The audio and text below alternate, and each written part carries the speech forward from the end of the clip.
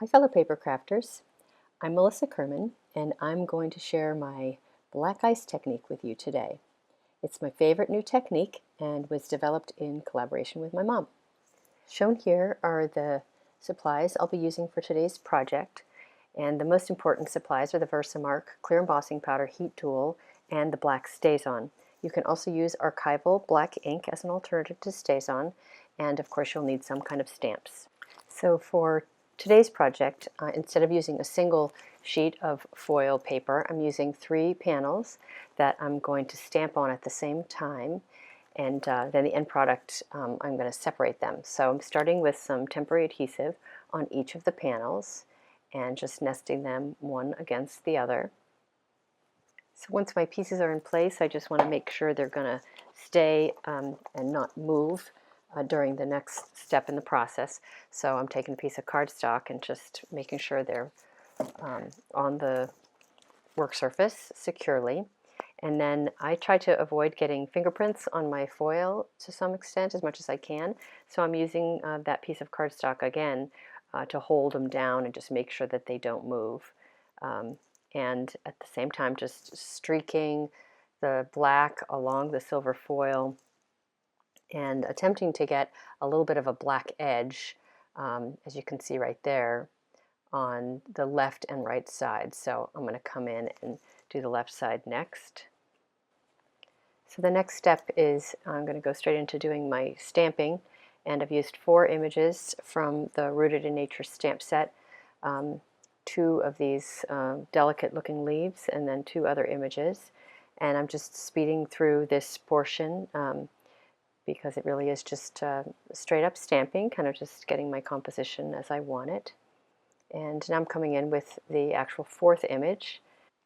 So after all the stamping is done, it's important to dry the ink on the surface. So I'm using my heat tool on a low setting and just making sure that that black ink is dry.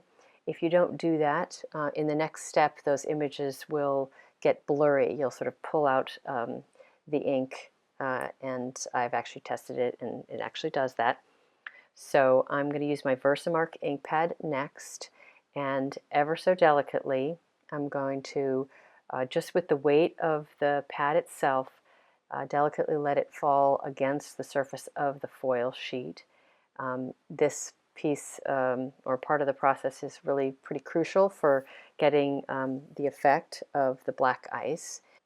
So you may know that Versamark is a clear, sticky ink, so when you're applying the Versamark you really can't see how much is going on, which makes it a little bit tricky.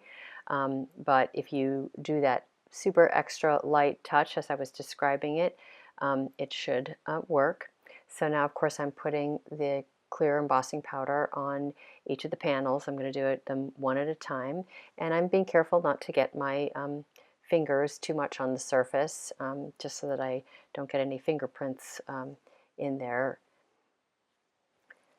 So no 2 black ice projects are exactly the same, and they're beautiful in their own way. However, there is, to me, a signature black ice look, and it features linear ice-like droplets in streaks across the shiny foil surface.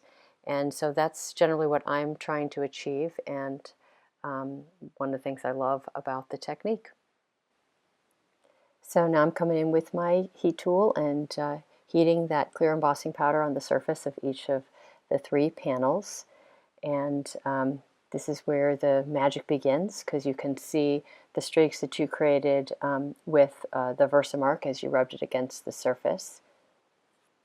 So all that's really left to do now is to assemble the card, and I'm going to tell you a little bit about what I did for the rest of the card, but then I'm going to focus a little bit on just telling you about the technique itself and some of the nuances to help you be successful. So what I'm doing here is I'm just creating my sentiment piece. I've used my ovals, my layering ovals framelits and stitched edged framelits, and I've already cut those out, and I've stamped my sentiment on a piece of silver foil. I'm making a little embellishment for in behind the sentiment, and I've just taken some silver thread, wrapped it around my finger several times. I put adhesive on the back side of that black scallop piece, of course, first, And as you can see, I have some dimensionals already put on another black scallop piece that I've prepared ahead of time, and I'm just attaching my sentiment to that piece. And then all I have to do is put that aside, of course, and get the rest of the card ready, and my embellishment for the front will be all done.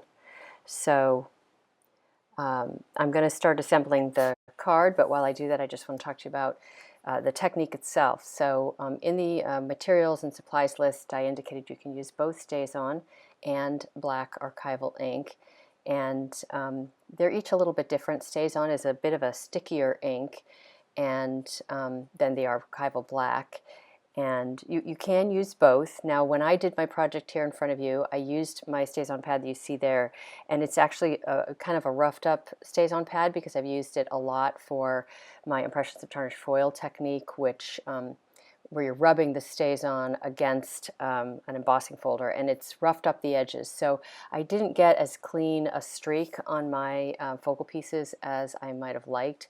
I've found that I can get a cleaner streak with the archival black. Now, if I had a brand new StazOn pad, it probably would have just been fine. And there are pros and cons to both, as I've said, but you can really use both. So the streaks in the background, the black streaks, actually sort of offset the streaks that you're creating with the clear embossing powder. And so they almost create a shadow, sort of, and help you see the black ice element, the actual clear embossing powder over the top. So the streaks are actually really important for getting the end result. The other thing is that using less images on your silver piece actually allows you to see the black ice effect better. So when you're using a lot of images like I did here, it's a little bit more difficult to really see the effect and the nuance of it. So I'm going to show you a couple pictures of close-ups of some black ice cards I've done where I really got the true black ice effect that I'm generally looking for when I do this technique. So here's my final card and a couple of close-ups. And then I also have one other card I've created with this same stamp set, Rooted in Nature. This is the next one here. This is a very simple card, but there's a lot of the silver foil showing, so you're able to see the black ice effect here a whole lot better. On this card, I've also used my archival black ink, which gave me a little more control over my streaks. You may have been able to see it there. This next card is my very first black ice technique card. And here's a close-up so you can really see the effect on the bottom of this card. This next card was also one of my very first, and I absolutely love this close-up that's coming because it shows the effect so well. So on these next few cards, I'm showing some variations of things you can do with the black ice. So this one is done on copper foil paper, and this one I've heat embossed with gold embossing powder and then created the black ice effect. And on this last one, I've eliminated the black altogether and colored in my image using the Blends alcohol markers. I hope you've enjoyed my project and technique today, and will check out my blog and YouTube channel for more fun project ideas. Have a great day and happy crafting!